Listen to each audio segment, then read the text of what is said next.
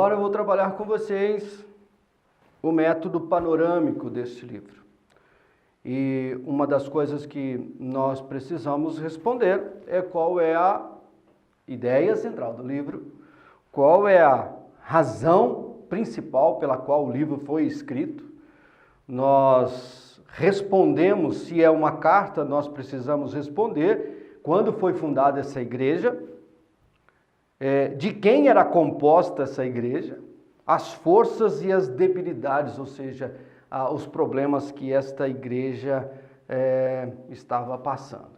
Gostaria sempre de encorajá-los. Todas as vezes que você colocar forças e debilidades da igreja, forças e problemas da igreja, sempre façam a citação do texto bíblico, um capítulo e versículo, ok? Então eu vou responder a primeira pergunta para vocês, estudar com você, responder, na verdade não, mas trazer a ideia central desse livro.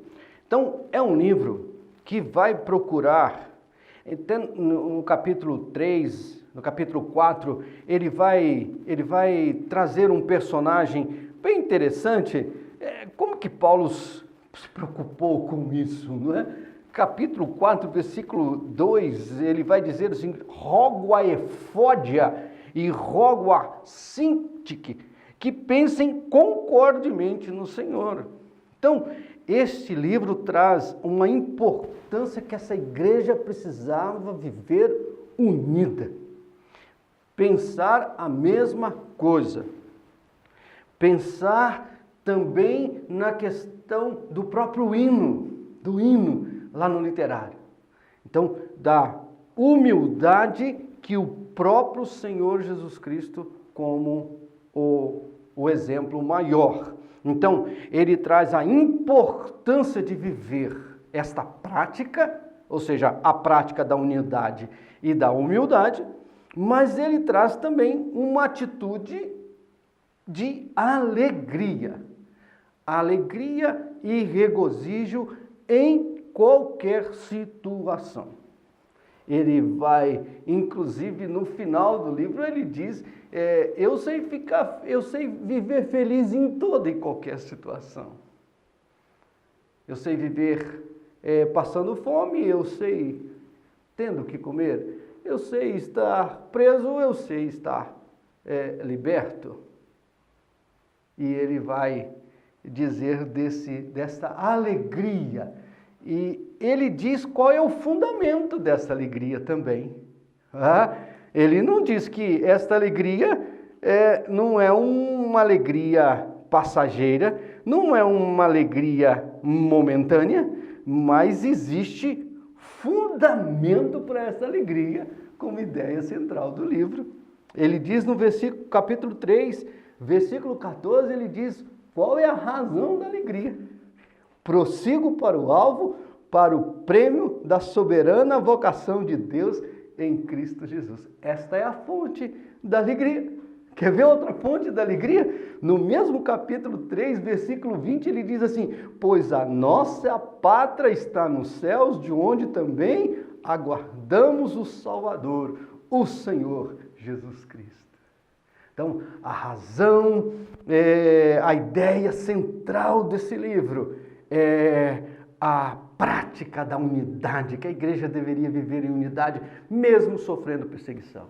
Que a igreja deveria viver humilde, sabendo que o Senhor foi humilde. Mas é uma igreja que precisava ter uma atitude de alegria face a todas as adversidades que eles estavam passando. Então, qual é a razão principal pela qual o livro foi escrito? Nós temos as cartas chamadas cartas pastorais, né? Que é 1º e 2º Timóteo, nós temos Tito, mas esta carta também, ela, além de ser considerada uma das cartas da prisão, ela é considerada também uma carta pastoral. Então, Paulo, uma das razões, porque ele estava pastoreando essa igreja e precisava levar essa igreja a pensar em ser mais forte no Senhor, mesmo sofrendo perseguição. mesmo debaixo de toda a perseguição. E ele vai chegar ao ponto de dizer, pois tendes o mesmo combate,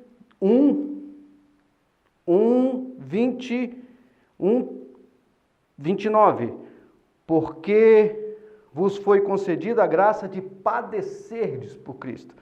1:29, porque vos foi concedida a graça de padecerdes por Cristo e não somente crerdes nele. Então, é uma carta onde vai fortalecer os irmãos. É uma carta que traz como propósito a importância de sermos gratos. Gratos.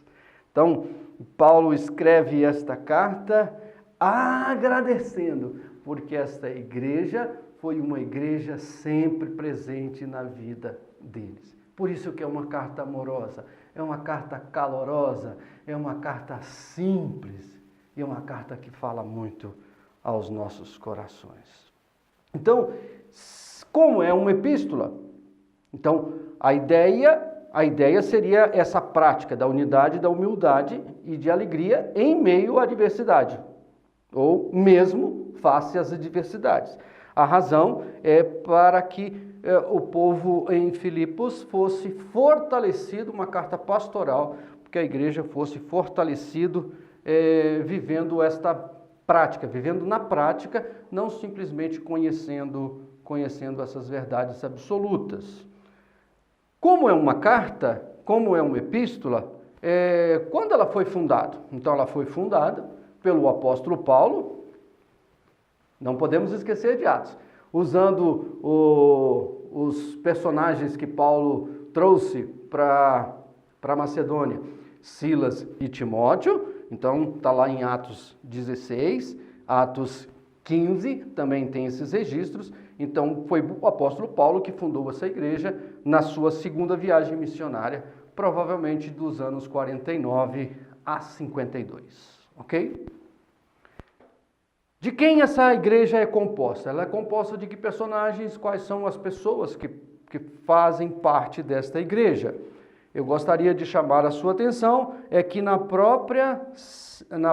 próprio versículo 2 ele traz uma evidência muito clara para nós, dizendo graça e paz. Então, é uma evidência clara que este livro foi escrito não só para gentios ou só para romanos, cidadãos romanos, mas foi escrito também para judeus. Então, de quem era composta essa igreja? Era composta de gentios e de judeus. Há uma evidência, né, que alguns historiadores e alguns escritores trazem, que a Lídia, lembra daquela personagem lá de Atos, aquela vendedora de púrpura, ela seria uma prosélita. Prosélita era uma pessoa que não era judia de nascimento, mas que tinha aceitado o judaísmo. Então há vários estudos nesse sentido, afirmando ser Lídia uma prosélita, ou seja, uma gentia que tinha aceitado o judaísmo como religião. Mas o que nós podemos afirmar aqui que essa igreja era composta de gentios e judeus. Quais eram as forças desta igreja? Quais eram as forças dessa igreja? Essa igreja era extremamente generosa. Generosa. Era uma igreja que não tinha muitos problemas. Por exemplo, quando você estudou Gálatas, você viu que Paulo chegou ao ponto de chamar os Gálatas de insensatos, ou seja, sem juízo. Era uma igreja que ela tinha dentro do seu contexto, ela vivia, ela tinha vontade, ela era esforçada a viver uma vida sempre moderada. Então essas seriam algumas qualidades da igreja e você pode encontrar inúmeras outras no livro. Quais eram os problemas dessa igreja? Gostaria até de chamar a sua atenção quando o apóstolo Paulo chega no capítulo 3, versículo 2, ele vai usar uma palavra até, no meu contexto, principalmente, afirmar que foi pesada, não é? Acautelai-vos dos cães. Esta é uma explicação melhor para esse texto, que ele está usando de uma ironia. Uma ironia. Por quê? Porque cães era o tratamento muitas vezes usado pelo judeu se referindo ao gentio. Nós temos até uma passagem de uma mulher com Jesus, e Jesus falando dos cachorrinhos, e essa mulher ela fala assim, deixa que as migalhas caem da mesa dos cachorrinhos, e os cachorrinhos vão comer dessas migalhas. Então, era um tratamento que o judeu, não que Jesus estava usando isso, mas que um judeu estava usava para se referir aos gentios. E aqui, Paulo está usando de uma ironia. Então, olha como, acautelados deles, acautelados dos judeus. Né? Esta é a expressão. Então, o que ele está pedindo aqui? Para que eles vivessem contra os falsos mestres. Se preocupar muito com esses ensinos errôneos, esses ensinos falsos. Ou seja, ele está quase que fazendo um apelo para que eles fossem opositores ao judaísmo. Ok?